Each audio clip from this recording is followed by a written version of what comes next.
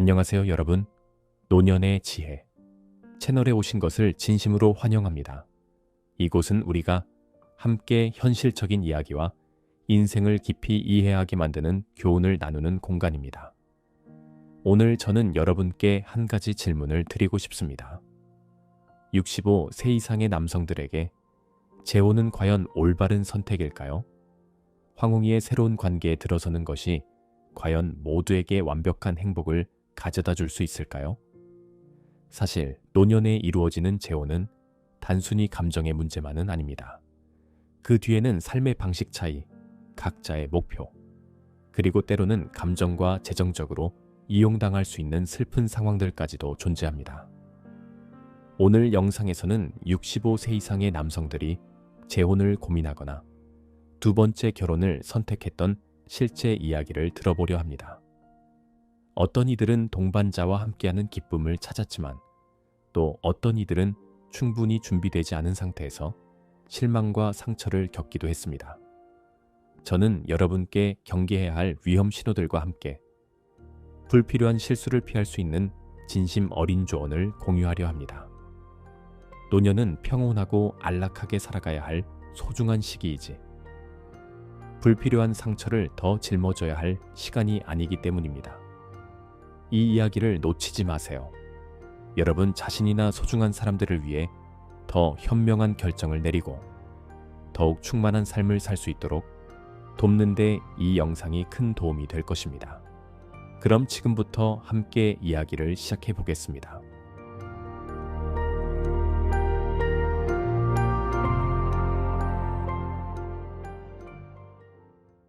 한태양 65세 자서전. 저는 올해 65세인 한태양입니다. 최근 저는 매우 답답하고 불편한 마음을 가지고 있습니다.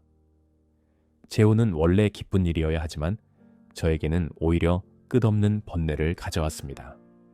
결국 이혼을 결심하게 되었고 그 이혼의 이유는 차마 말로 설명하기 어려운 것이었습니다. 생각할수록 화가 치밀어 오릅니다. 저는 늘 제가 별다른 잘못이 없고 단지 운이 나빴을 뿐이라고 생각해왔습니다. 과거에 저는 첫 번째 아내와 2년간의 연애 끝에 결혼했습니다. 우리는 서로를 진심으로 아끼고 존중하며 당시 우리의 결혼 생활은 매우 평화로웠습니다. 결혼 초 몇 년 동안 저는 아내와 정말 행복하게 살았습니다. 우리는 깊은 사랑을 기반으로 한 관계를 가졌고 일상에서 항상 서로를 이해하고 존중했습니다. 저는 아내를 보물처럼 여겼고 그녀는 저를 진심으로 사랑하며 헌신적으로 돌봐주었습니다. 덕분에 우리의 결혼 생활은 순탄하게 흘러갔습니다. 저는 노년의 아내와 함께 남은 인생을 함께 보내리라 꿈꾸곤 했습니다. 그러나 인생은 참으로 예측할 수 없는 것이었습니다. 제가 45세가 되던 해 불의의 사고가 제 인생의 동반자를 영원히 앗아갔습니다.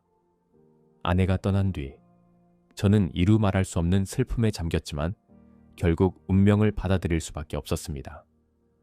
저는 앞으로 혼자서 인생의 폭풍우를 맞서야 할 것이며 그 길이 결코 쉽지 않을 것이라는 것을 알고 있었습니다. 그럼에도 저는 재혼을 생각하지 않았습니다.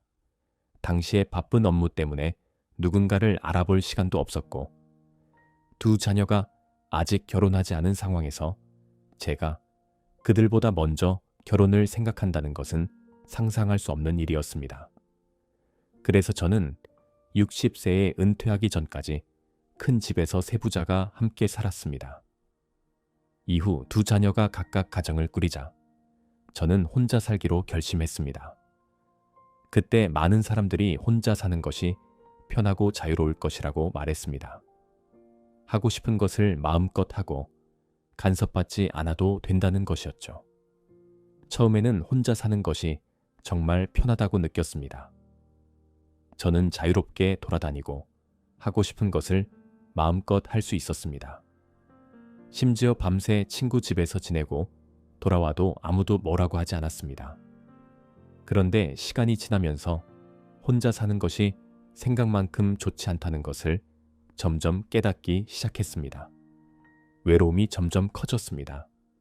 대부분의 여행이나 일상 활동은 혼자 해야 했고 기쁨이나 슬픔을 나눌 사람이 없었습니다.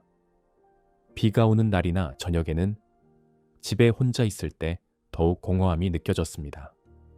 그런 순간마다 저는 답답한 마음을 달래기 위해 방 안을 이리저리 걸어 다니곤 했습니다. 가장 가슴 아픈 것은 두 자녀가 결혼한 후 명절을 제외하고는 저를 찾아오는 일이 거의 없었다는 점입니다. 급한 문제가 생길 때마다 저는 혼자서 해결해야 했고 도움을 주거나 조언을 해줄 사람도 없었습니다. 제 체력은 점점 약해지고 독신 생활은 점점 지쳐갔습니다. 몇 년간 혼자 사는 동안 저는 재혼을 진지하게 생각하기 시작했습니다. 제 조건에 맞는 김소영 씨와의 만남. 제 조건에 맞는 사람을 찾은 것은 오래 걸리지 않았습니다. 저보다 4살 어린 김소영 씨를 만나게 되었죠. 첫 만남부터 저는 그녀에게 끌렸습니다. 김소영 씨는 단정한 외모에 균형 잡힌 몸매를 가지고 있었으며 무엇보다도 저보다 젊어 보였습니다. 과거에 김 씨는 문화 분야에서 일한 경험이 있어 나이가 들어도 우아하고 기품 있는 분위기를 유지하고 있었습니다.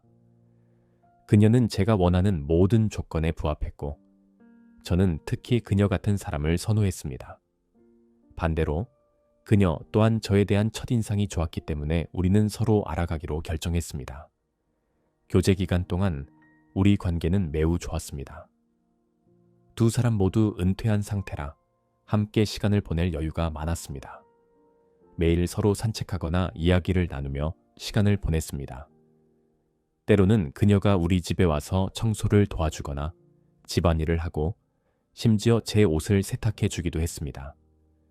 김 씨를 알게 된 이후로 저는 정신적으로 많은 긍정적인 변화를 느꼈습니다.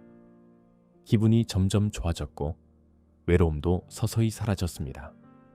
삶의 어려움에 직면했을 때도 더 자신감을 가지게 되었죠.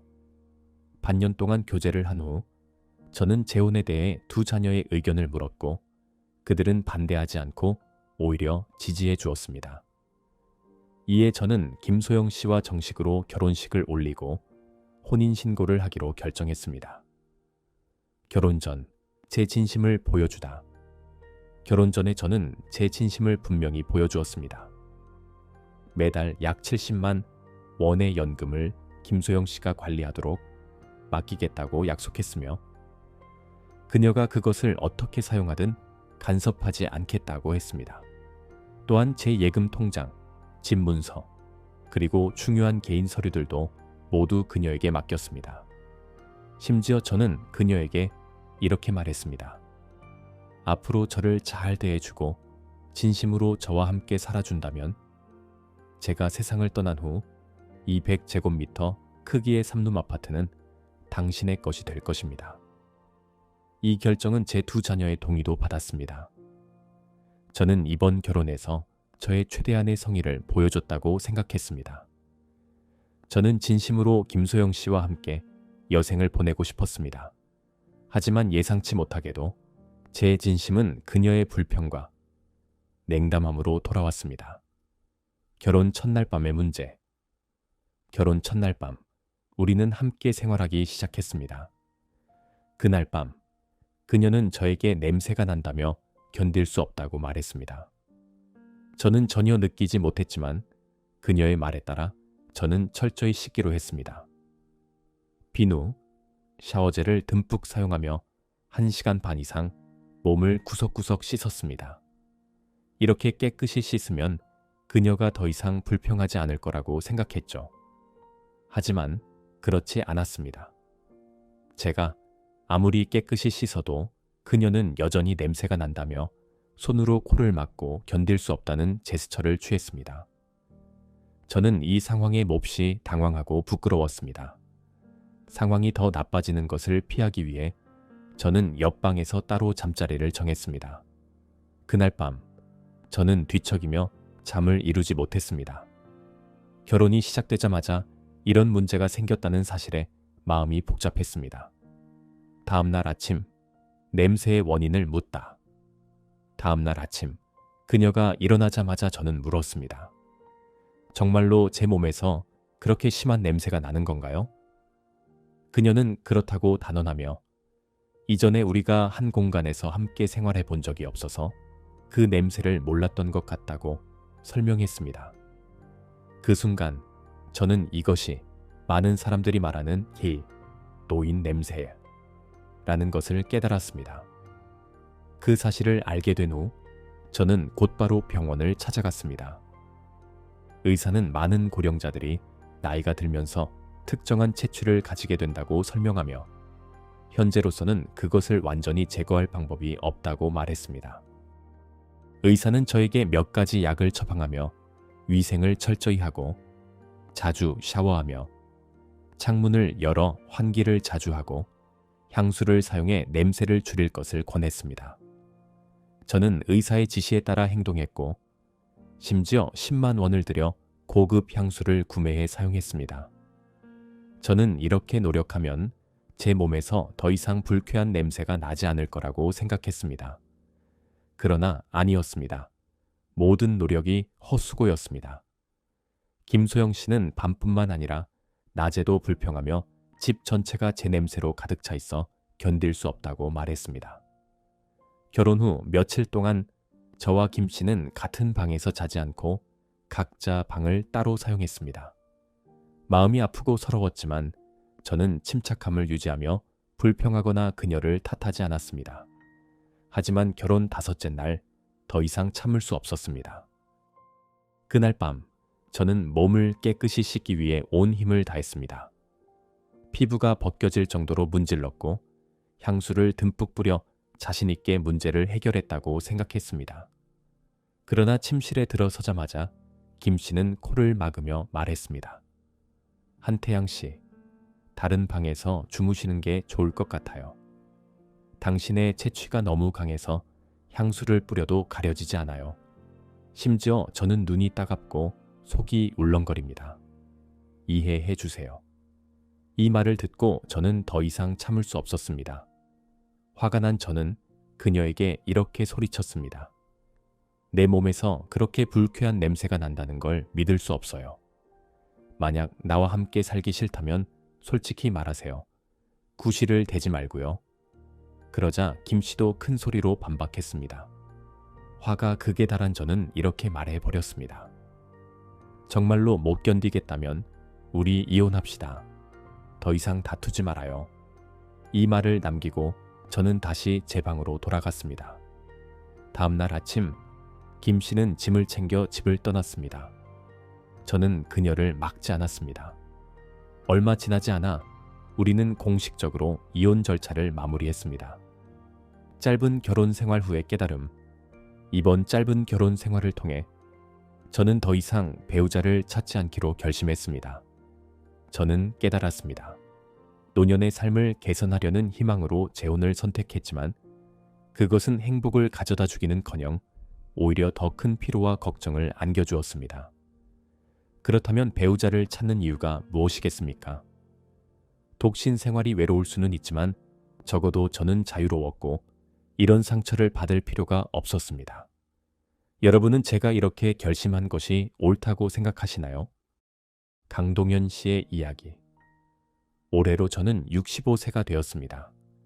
은퇴한 지 5년이 되었고 매달 70만 원 이상의 연금을 받고 있습니다.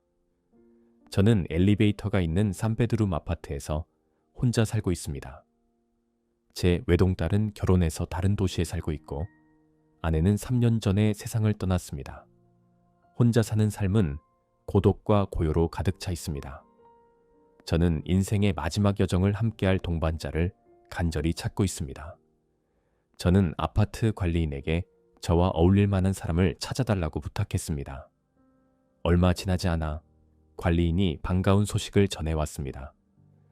제보다 13살 어린 여성 한 분이 배우자를 찾고 있고 저와 만나보겠다고 하셨습니다. 그날 저는 단정한 옷차림을 하고 젊어 보이려고 머리도 염색했습니다. 설레는 마음으로 약속 장소인 아파트. 단지 내 작은 공원으로 향했습니다. 긴장해서인지 몇 번이나 공원을 서성였고 30분 이상 기다려서야 그분이 도착했습니다. 멀리서 보니 그분은 꽤 젊어 보였고 체격도 괜찮아 보였습니다. 관리인이 우리를 소개해주고 자리를 떠난 뒤 우리는 대화를 나누기 시작했습니다. 그녀는 자신을 최혜진, 52세라고 소개했고 은퇴 후 매달 60만 원 이상의 연금을 받고 있다고 했습니다. 그녀는 10년 전에 이혼했으며 아직 결혼하지 않은 아들이 한 명 있다고 했습니다. 저도 제 상황에 대해 간략히 이야기했습니다. 그 후 그녀는 갑자기 제 집을 방문하고 싶다고 했습니다. 그녀는 두 사람이 서로 마음에 든다면 빨리 함께 살고 싶다고 말했습니다.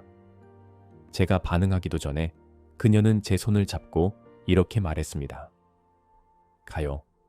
집 구경부터 하고 마트에 가서 재료 좀 사와요. 제가 요리 솜씨를 보여드릴게요. 그녀의 대담한 태도에 저는 조금 당황했고 손을 서둘러 빼며 말했습니다. 우선 여기 공원에서 더 이야기해보는 게 좋을 것 같아요. 그녀는 자신의 성급함을 깨달은 듯 손을 놓고 약간 당황한 표정으로 말했습니다. 알겠어요. 그럼 먼저 말씀해 보세요. 배우자를 찾는 데 있어서 어떤 조건이 있으신가요? 제가 괜찮다고 생각하면 제 조건도 말씀드릴게요. 저는 격식을 차리지 않고 솔직히 말했습니다. 저는 지적인 여성을 원합니다. 적어도 사회적 자리에서는 좋은 인상을 주고 성숙함을 보여줄 수 있는 분이었으면 좋겠습니다. 그녀는 고개를 들어 저를 잠시 바라보더니 미소를 띠며 물었습니다. 제가 그렇게 못할 것 같으세요? 저는 그녀의 외모는 괜찮다고 인정했지만 나이 차이가 크기 때문에 정신적으로 소통하고 공감하기 어려울까봐 걱정된다고 말했습니다. 그녀는 이 말을 듣고 한참 동안 웃음을 멈추지 못했습니다. 웃음이 끝난 후 저는 그녀에게 되물었습니다. 그럼 당신은 배우자에게 어떤 조건을 원하시나요? 예진 씨는 정말로 강단 있고 솔직한 사람이었습니다.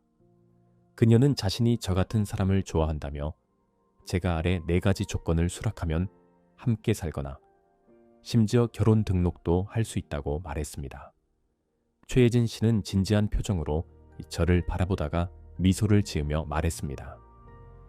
소개팅에서 이렇게 솔직한 어르신은 처음 봐요. 그리고 다리를 꼬더니 4가지 요구, 조건에 대해 한 가지씩 설명하기 시작했습니다. 첫 번째 요구, 조건. 만약 서로 마음에 든다면 6개월간 동거를 해보고 싶다고 했습니다.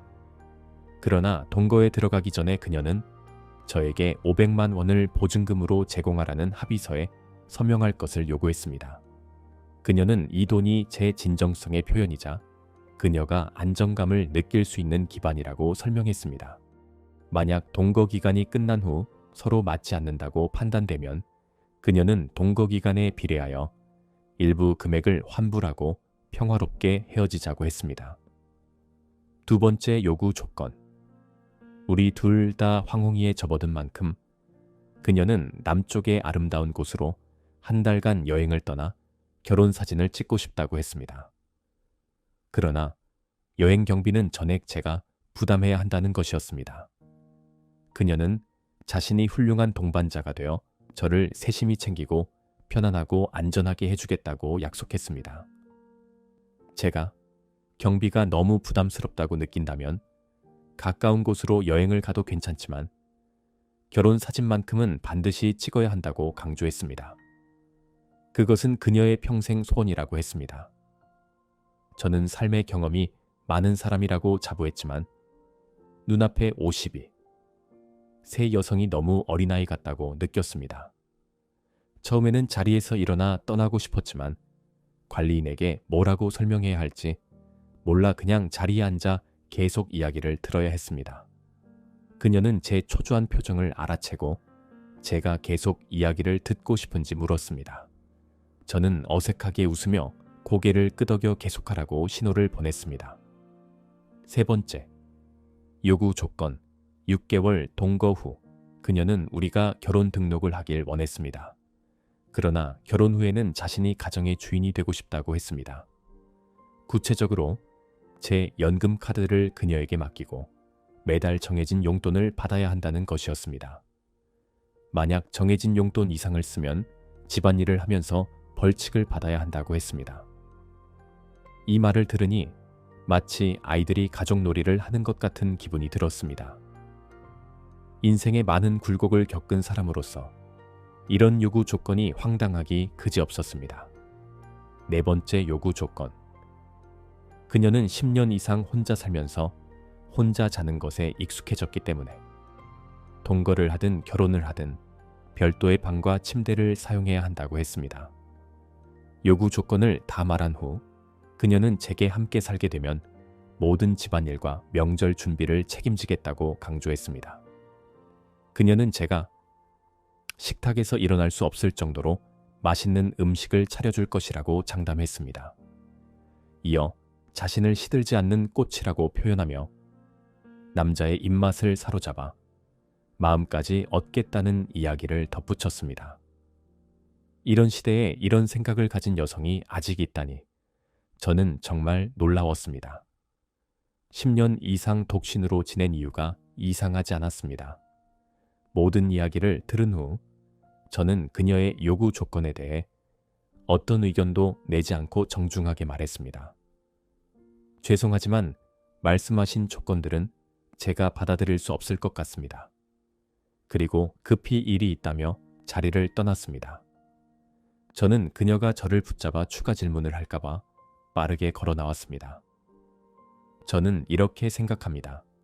남성이든 여성이든 혼자 살다가 동반자를 찾으려 할 때 가장 중요한 것은 진정성과 선량함입니다.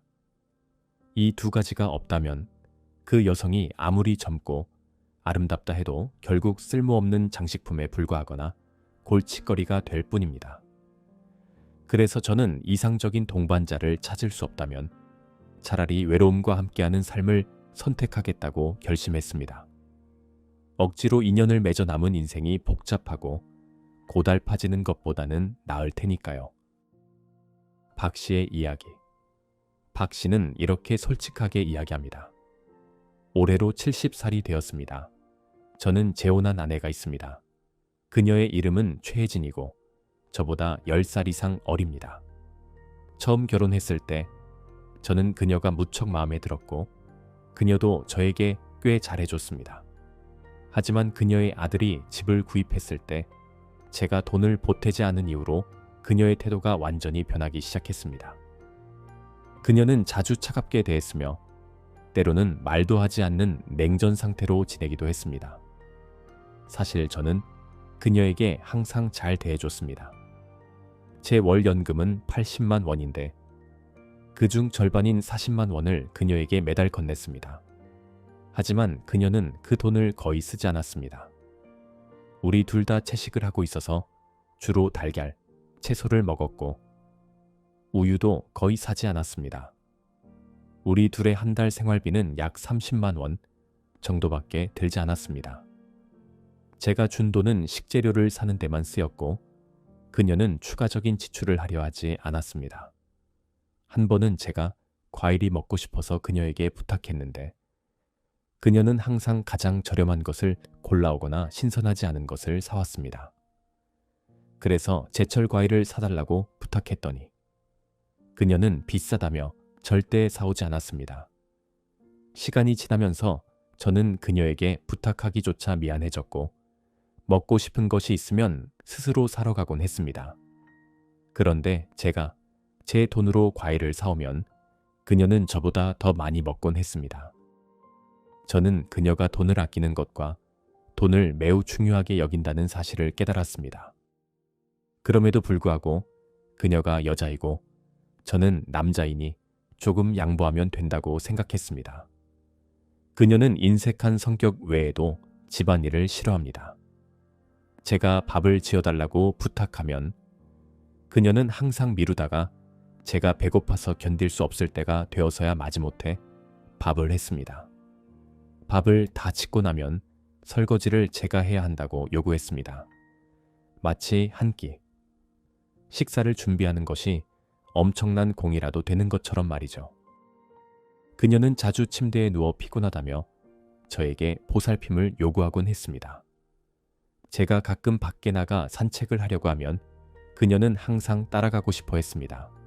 하지만 매번 외출 준비를 할 때마다 그녀를 기다리느라 오래 걸렸습니다.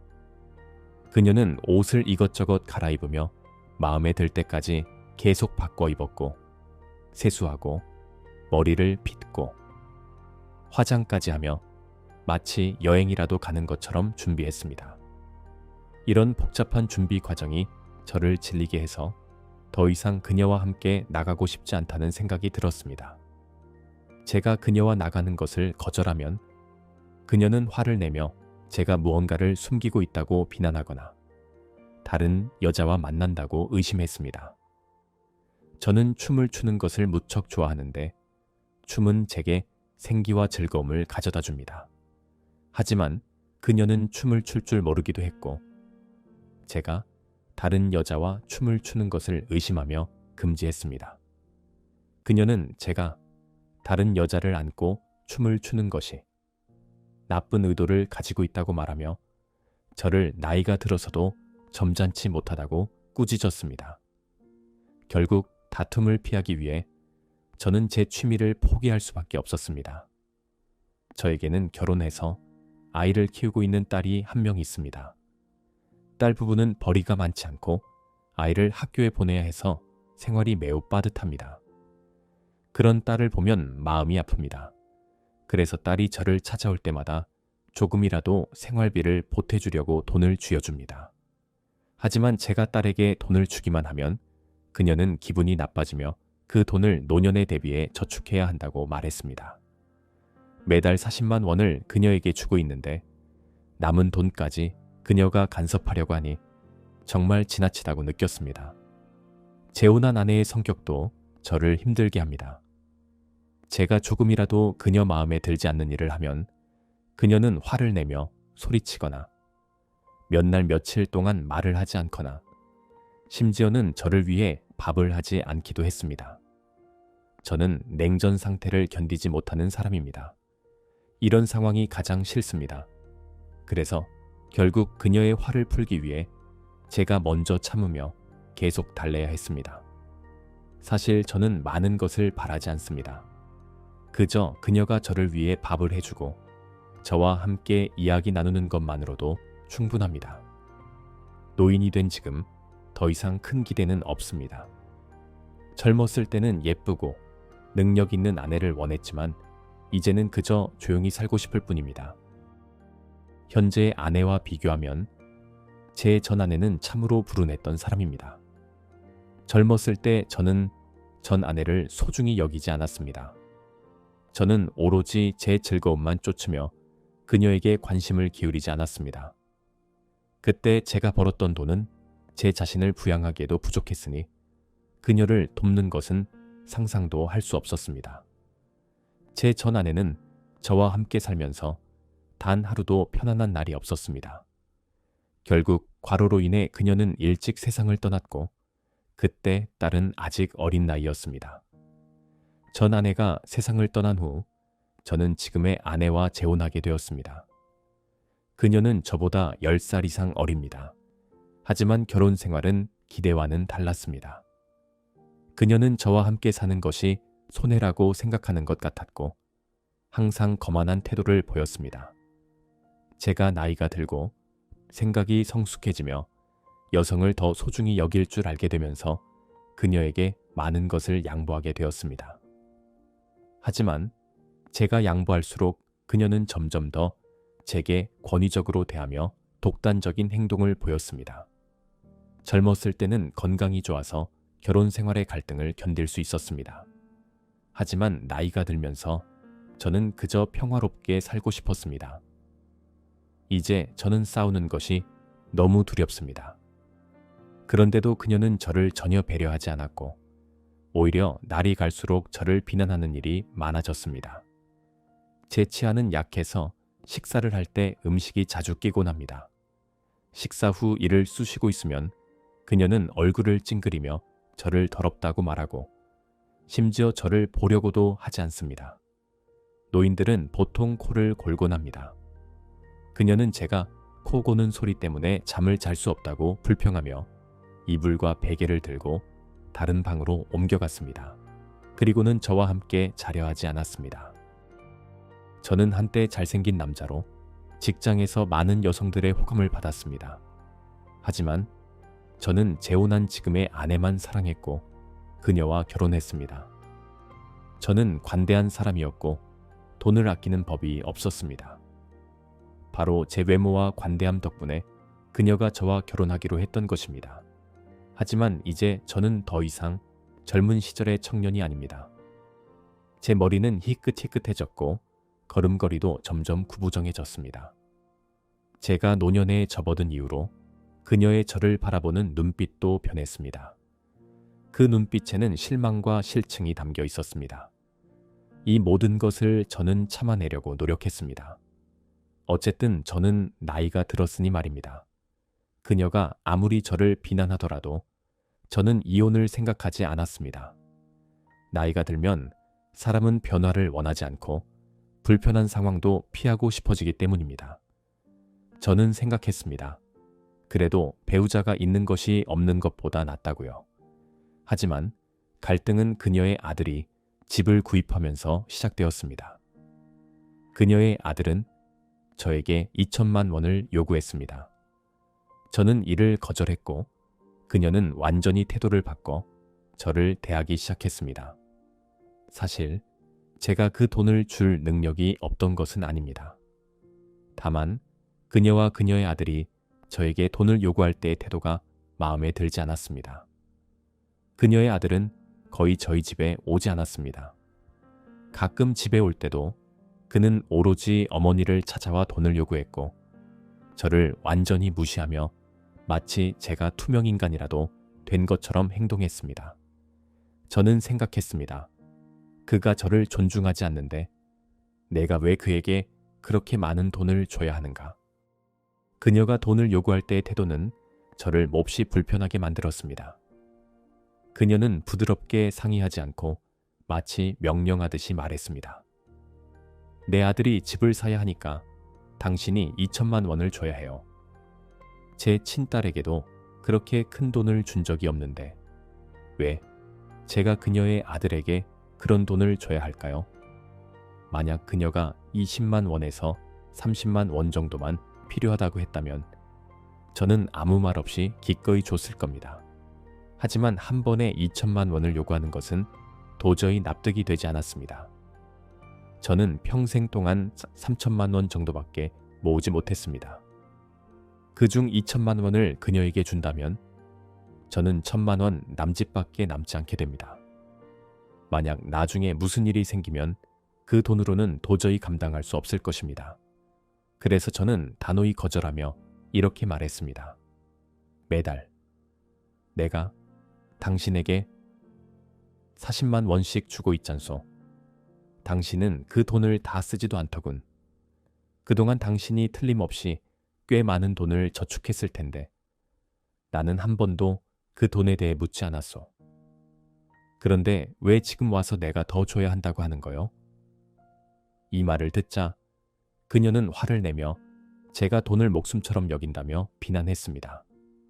그리고 만약 제가 돈을 주지 않으면 앞으로 저를 신경 쓰지 않을 것이고 심지어 제가 아플 때도 돌보지 않겠다고 위협했습니다. 그 말을 듣고 저는 너무 화가 났습니다. 그녀가 그런 사람일 줄은 정말 몰랐습니다. 제가 돈을 주지 않는다는 이유로 그녀는 제가 지금껏 그녀를 위해 해왔던 모든 것을 부정했습니다. 결국 저는 결심했습니다. 하지 않을 거라면 완전히 하지 말자. 그때부터 저는 매달 그녀에게 40만 원을 주는 것을 멈췄습니다. 제가 생각하기에 줘도 아무 소용이 없을 뿐만 아니라 그녀는 그것에 대해 고마워하지도 않을 것이기 때문입니다. 그 후 제가 생활비 지원을 끊자 그녀는 아들과 함께 살기 위해 이사를 갔습니다. 그녀는 결혼 전에 살던 집을 팔아 아들이 넓은 새 집을 살 수 있도록 도왔습니다. 그녀는 모든 짐을 옮기고 아들의 집으로 완전히 이사했습니다. 평생 그녀가 다시 저와 함께 살기는 어려울 것 같습니다. 저는 스스로를 돌보기 위해 가사도우미를 고용하기로 결심했습니다. 가사도우미에게 한 달에 40만 원을 지불하지만 제가 받는 것은 재혼한 아내와 살 때보다 훨씬 많습니다. 그때는 아내와 살면서도 집안일을 제가 해야 했습니다. 그렇지 않으면 그녀는 불쾌해했죠. 하지만 지금은 가사도우미가 모든 집안일을 책임져 주니 저는 완전히 편안하게 지낼 수 있습니다. 예전에 제가 사과를 먹고 싶으면 2개를 깎아야 했습니다. 하나는 제 것이고 하나는 그녀를 위한 것이었죠. 그렇지 않으면 그녀는 기분이 상했습니다. 하지만 지금은 가사도우미에게 한마디만 하면 그녀가 사과를 정성껏 깎아 손수 가져다 줍니다. 저를 가장 만족스럽게 하는 점은 다음과 같습니다. 가사도우미는 절대 저와 다투지 않고 제가 하는 말을 잘 따르며 제 뜻을 거스르지 않습니다. 마침내 저는 제 집에서 주인으로서의 감각을 느끼게 되었습니다. 예전에는 재혼한 아내와 살면서 늘 그녀의 말을 들어야 했고 그녀에게 명령받으며 매우 답답하게 지냈습니다. 가사도우미를 고용하는 것이 얼마나 편리한지 깨달은 이후 저는 재혼한 아내를 다시 맞이할 생각을 완전히 포기했습니다. 그리고 곧 이혼 절차를 마무리할 예정입니다. 저는 평생 다시 그녀와 함께 살고 싶지 않습니다. 제 연금은 매달 80만 원이므로 가사도우미 비용을 충분히 감당할 수 있습니다. 가사도우미는 매일 집을 깨끗이 정리하고 제가 요청하는 모든 일을 기꺼이 해줍니다. 지금의 삶은 매우 편안하며 재혼한 아내와 함께 살던 때보다 만족도가 훨씬 높습니다. 저는 앞으로 그녀와 다시 결혼하지 않을 것이며 가사도우미의 도움을 받으며 평생을 보낼 결심을 했습니다. 지금까지 70세 박준호 씨의 이야기였습니다. 여러분은 이 이야기에 대해 어떻게 생각하시나요? 아래 댓글로 의견을 남겨주세요. 이야기에서 얻는 교훈. 사랑하는 시청자 여러분, 이런 말이 있습니다. 사람으로서 가장 기본적인 책임은 자신의 삶에 책임을 지고 자신의 가치와 개성을 존중하며 살아가는 것이다. 각자 나름의 방식으로 살아가는 것이죠. 우리가 나이가 들수록 남은 삶은 스스로 좋아하는 방식으로 기쁘고 행복하게 살아가야 합니다. 인생은 짧습니다. 현재를 소중히 여길 줄 알아야 합니다. 시간은 쏜살같이 지나가며 눈 깜짝할 사이에 끝나버릴 수 있습니다. 나이가 들고 젊음을 잃더라도 마음만큼은 젊음을 유지하며 스스로 삶을 정의하고 인생의 주인이 되어 남은 여정을 잘 살아가야 합니다. 인생은 여전히 찬란하게 살아갈 수 있습니다. 노년이 찾아올수록 더욱 자기 자신에게 충실하게 살아야 합니다. 그렇다면 어떻게 하면 더 잘 살아갈 수 있을까요? 다음은 여러분께 영감을 줄 수 있기를 바라는 4가지 문장입니다. 1. 나이가 들수록 자신을 소중히 대하세요. 산모는 이렇게 말했습니다. 자신에게 시간을 투자하세요. 서두르지 말고 한 걸음씩 나아가며 자신 안에 상승하려는 열망과 함께하세요.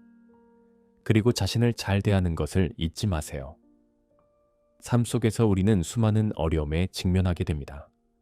그러나 아무리 힘든 상황에서도 잘 살아가는 법을 배우고 자신을 소중히 여기며 편안하게 살아가야 합니다.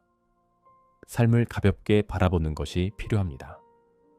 아마도 우리 각자의 마음속에는 많은 집착이 자리 잡고 있을 겁니다. 그것이 우리를 놓지 못하게 하고 끊임없이 생각하고 걱정하게 만들며 식욕을 잃게 하고 잠을 설쳐 기분이 좋아지지 않게 만듭니다. 하지만 이런 상황에서는 우리의 몸도 점차 쇠약해지고 부정적인 감정이 건강을 해치게 됩니다. 조금 더 너그럽게 생각하세요. 다른 사람과 자신의 단점을 비교하지 마세요. 자신에게 지나친 부담과 압박을 가하지 마세요. 스스로를 용서할 줄 알아야 편안하고 자유롭게 살 수 있습니다. 에는 이런 말이 있습니다. 운명에 있는 것은 자연히 생기고 없는 것은 억지로 구하지 말라. 삶에서 얻고 잃는 것은 모두 상대적인 것입니다. 과거의 집착이 자신을 가두게 하지 마세요. 어쩌면 어떤 사람이나 어떤 것은 평생 가질 수 없는 것일지도 모릅니다. 하지만 우리는 계속해서 아쉬움과 그리움을 품고 살아갑니다. 사실 인생에서 가장 두려운 것은 바로 그런 집착입니다. 이는 사람을 무척이나 괴롭게 만듭니다. 기억하세요. 사랑했지만 가질 수 없었던 것은 인생의 자연스러운 이치입니다. 마음을 열고 과거를 내려놓고 너무 많은 것을 생각하지 않는 것이 자신을 잘 대하는 최고의 방법입니다. 인생에는 뜻대로 되지 않는 일이 가득합니다. 그렇기에 잘 사는 방법은 내려놓는 법을 배우고 삶을 더 너그럽게 바라보는 것입니다. 그렇게 해야 비로소 새로운 좋은 일들을 만날 수 있습니다. 두 번째, 나이를 두려워하지 말고 하고 싶은 일을 당장 시작하세요. 어느 정도 나이가 들면 많은 사람들이 자신이 이미 늙었다고 느끼고 쓸모없다고 생각하며 자신을 짐으로 여깁니다. 그러나 절대 그렇게 생각하지 마세요. 삶의 어느 단계에 있든 자신만의 최선의 모습을 만들어 나갈 수 있습니다. 자신답게 살아갈 수 있는 것입니다. 한때 인터넷에서 화제가 되었던 한 할머니를 떠올려 보세요. 90세가 넘은 나이에도 불구하고 밤마다 7개의 작은 가판대를 운영하셨습니다. 누군가 그녀에게 이런 나이에 이런 일을 하면서 피곤하지 않느냐고 묻자 그녀는 이렇게 대답했습니다. 내가 좋아하는 일을 하면 피곤하지 않아요. 설령 피곤하더라도 그것은 기쁨입니다. 우리는 이 할머니를 응원해야 합니다. 90세를 넘긴 나이에도 자신이 원하는 것을 분명히 알고 하고 싶은 일을 계속한다는 것은 정말로 보기 드문 소중한 일입니다. 사실 많은 일들은 나이와 상관이 없습니다. 당신이 원하기만 하면, 시작하기만 하면 절대 늦지 않습니다. 자신을 믿으세요. 나이가 두려워하게 하지 마세요. 좋아하는 일을 할 때 당신은 많은 의미 있는 것들을 얻을 것입니다. 따라서 인생의 어느 단계에 있든 하고 싶은 일을 과감히 시도하세요. 결과가 꼭 기대했던 대로 나오지 않을 수도 있습니다. 그러나 그 여정은 분명 기쁨으로 가득할 것입니다. 당신이 노력하기만 한다면 인생은 결코 헛되지 않을 것입니다. 세 번째, 나이는 중요하지 않습니다. 새로운 것을 배우고 받아들이세요. 양경 선생은 이렇게 말했습니다. 나는 평생을 늙을 때까지 배우고 배움을 멈추지 않았다. 그녀는 평생 동안 한 가지에 집중했습니다. 바로 문학 창작에 전념하는 것이었습니다. 그녀는 많은 책을 읽고 문학의 정수를 배우며 자신만의 작품을 창작해냈습니다. 나이가 들어도 그녀는 끊임없이 배움을 멈추지 않았습니다. 사실 노화의 징후는 새로운 것을 배우고 받아들이는 것을 거부하는 데서 시작됩니다. 세상은 끊임없이 변화하며 새로운 것들과 현대 기술이 계속 등장하고 있습니다. 만약 나이 든 사람들이 시대의 흐름을 따라가지 못한다면 그들은 점점 사회와 단절되기 시작할 것입니다. 삶의 경험은 분명 귀중한 자산이지만 때로는 그것이 세상과의 연결을 방해할 수도 있습니다. 예를 들어 현재와 같은 인터넷 시대에서는 대부분의 의사소통이 온라인을 통해 이루어집니다. 기술을 사용할 줄 안다면 자녀나 손주들과의 소통이 훨씬 쉬워질 것입니다. 늙을 때까지 배우며 살아라는 것은 끝이 없는 삶의 필요입니다. 오늘날 많은 노인들이 스마트 기술을 배우는 데 적극적입니다. 기술을 익히고 나면 더 많은 흥미로운 것들을 발견할 수 있고 더 넓은 세상을 볼 수 있습니다. 물론 나이가 들어 배움이 더딜 수도 있습니다. 그러나 그것은 전혀 상관없습니다. 왜냐하면 배우는 과정 자체가 훌륭한 경험이기 때문입니다. 자신의 삶을 스스로 제한하지 마세요. 삶은 끊임없이 완성되는 여정입니다. 매번 탈바꿈을 통해 더 빛나는 삶을 만날 수 있습니다. 네. 이별을 가볍게 바라보기. 인생은 만남과 헤어짐의 연속이다. 사람들은 종종 이렇게 말합니다. 인생에서 가장 두려운 3번의 이별은 과거를 떠나는 것, 고향을 떠나는 것,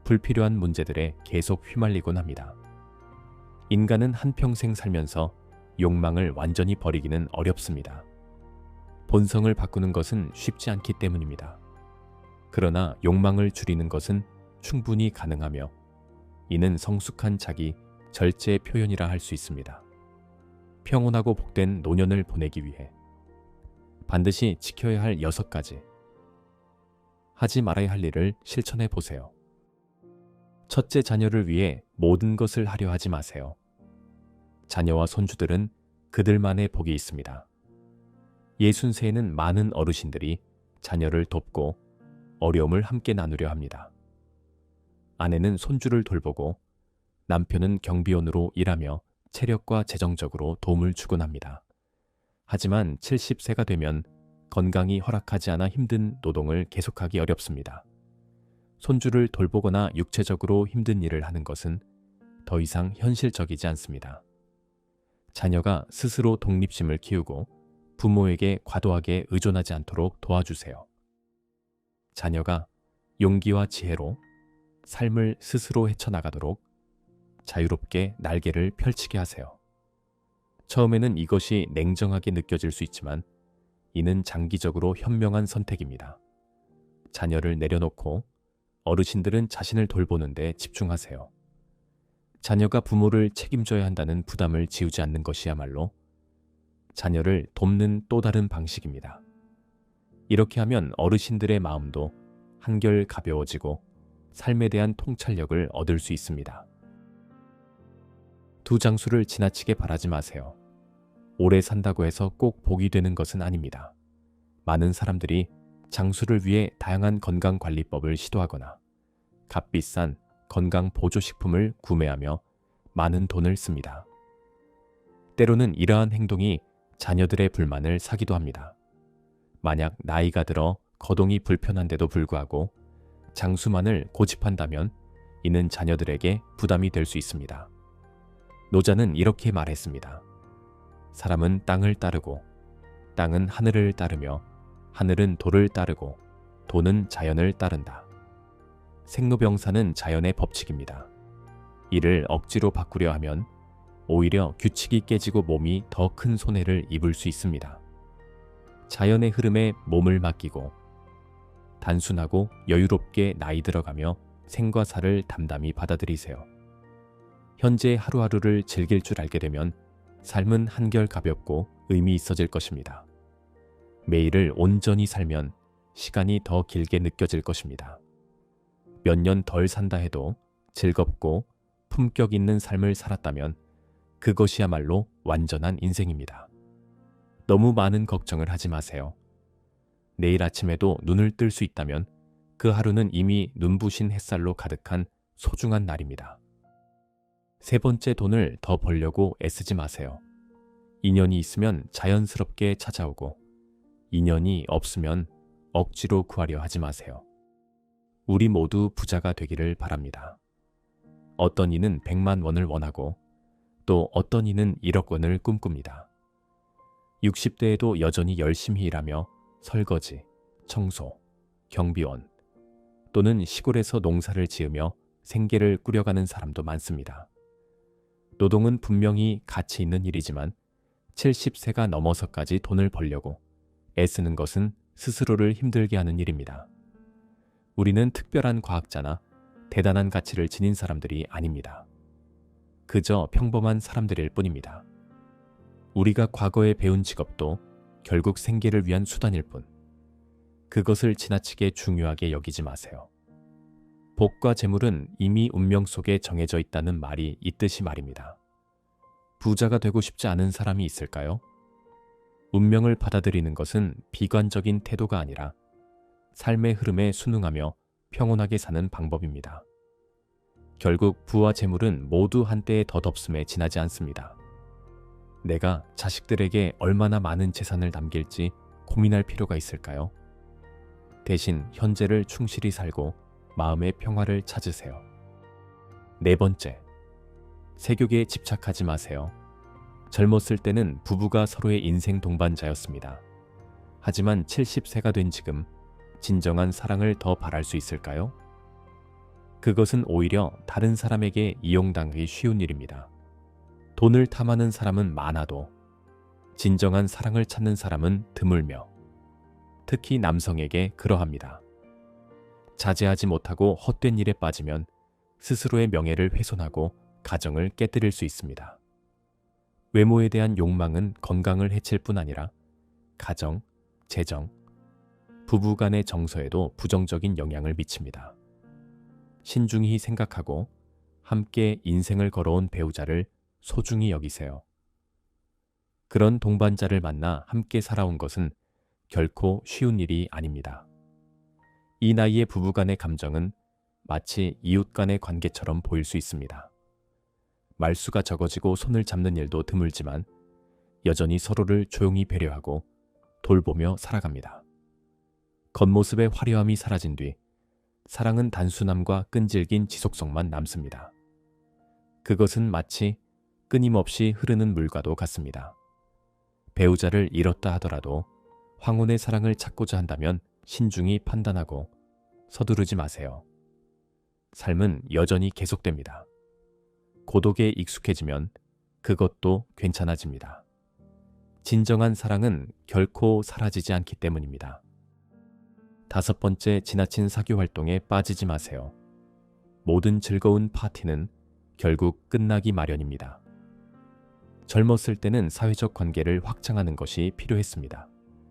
그런 관계는 일자리를 제공하고 배우자를 만날 기회를 주며 새로운 부를 창출할 수 있는 방향을 발견하도록 도와줍니다. 그런 인간관계는 미래에 도움이 되는 기반이 되기도 했습니다. 60대에 이르면 신뢰할 수 있는 인간관계를 자녀들에게 물려주어 세대 간 연결을 형성하기 시작할 수 있습니다. 그러나 70세가 되면 가까운 가족을 제외한 대부분의 인간관계는 점차 사라지게 됩니다. 생로병사의 자연스러운 법칙에 따라 많은 친구와 친척들이 더 이상 곁에 있지 않게 됩니다. 그럼에도 불구하고 여전히 사교 모임에 열정적으로 참여한다면 의미 없는 모임에 시간을 낭비하거나 돈을 허비하게 될 수 있습니다. 더 나아가 부적절한 모임에 잘못 참여하면 화가 나거나 심지어 이용당하거나 사기를 당할 위험도 있습니다. 한때 소중했던 친구 모임도 시간이 지나면 자연스럽게 해체됩니다. 그런 모임을 억지로 붙잡거나 새로운 모임에 너무 많은 기대를 걸지 마세요. 대부분의 새로운 관계는 일시적이며 지나치게 중요하게 생각할 필요가 없습니다. 나이가 들수록 소란스러운 환경에 대한 선호를 줄이고 작은 가족의 품으로 돌아가는 것이 좋습니다. 진정한 행복은 가까운 사람들과의 진실되고 따뜻한 관계 속에 있습니다. 6. 여기저기 여행을 다니지 마세요. 마음속에 도원타오유엔이 있다면 어디든 아름다운 풍경이 됩니다. 많은 어르신들이 평생 여행을 하며 끊임없이 새로운 곳을 탐험합니다. 어떤 이들은 세상의 끝까지 가보고 싶어하며 이를 채워지지 않는 갈망으로 여깁니다. 하지만 70세가 되면 건강이 더 이상 장거리 여행을 허락하지 않습니다. 더구나 너무 많은 풍경을 보면 어느 산이든 어느 강이든 결국 비슷하게 느껴지기 마련입니다. 사람의 인식에는 3가지 단계가 있습니다. 처음에는 산을 보면 산이고 물을 보면 물입니다. 그 다음에는 산이 더 이상 산이 아니고 물이 더 이상 물이 아니게 보입니다. 마지막으로는 산은 다시 산이고 물은 다시 물로 보입니다. 이 나이에 이르면 당신은 이미 3번째 경지에 도달했습니다. 풍경의 아름다움은 외부에 있지 않고 마음속에서 비롯됩니다. 남은 삶은 단순하고 평온한 마음가짐으로 살아가세요. 장을 보러 가는 길조차도 아름다운 풍경으로 느껴질 수 있습니다. 욕망을 줄이면 삶은 더 희망으로 가득 찹니다. 저는 자녀들이 잘 살길 바라기에 그들이 독립할 수 있도록 손을 놓았습니다. 저는 건강하길 바라기에 장수를 지나치게 바라지 않고 몸을 혹사하지 않습니다. 저는 풍족한 삶을 원하기에 만족할 줄 알며 단순하고 평화롭게 삽니다. 저는 배우자와 평생 함께하길 바라기에 서로의 동행을 소중히 여기며 떠나지 않습니다. 저는 세상이 온통 아름다운 풍경이 되기를 바라기에 마음속의 풍경을 간직합니다. 창문을 열면 온 세상이 펼쳐집니다. 욕망을 줄이는 것은 삶을 포기하는 것이 아니라 한 발 물러서서 넓은 하늘과 바다를 보는 것입니다. 나이가 들수록 욕망이 줄어들면 오히려 정신은 더욱 풍요로워집니다. 이 이야기가 의미 있다고 느끼셨다면 좋아요를 눌러주시고 공유해주시며 채널 구독 버튼도 눌러주세요. 새로운 영상을 놓치지 않도록 알림종 모양도 꼭 켜주세요. 이 영상을 끝까지 시청하셨다면 댓글로 끝까지 봤습니다 라고 남겨주세요. 제가 여러분이 진정으로 삶의 변화를 원하고 계신다는 것을 알게 되고 여러분께 따뜻한 마음을 담아 하트를 드리겠습니다. 소중한 시간을 내어 이 이야기를 들어주신 여러분께 진심으로 감사드립니다. 여러분과 가족 모두 항상 행복하고 평안하며 성공적인 삶을 누리시기를 진심으로 기원합니다. 진심으로 감사드리며 다음 영상에서 다시 뵙겠습니다.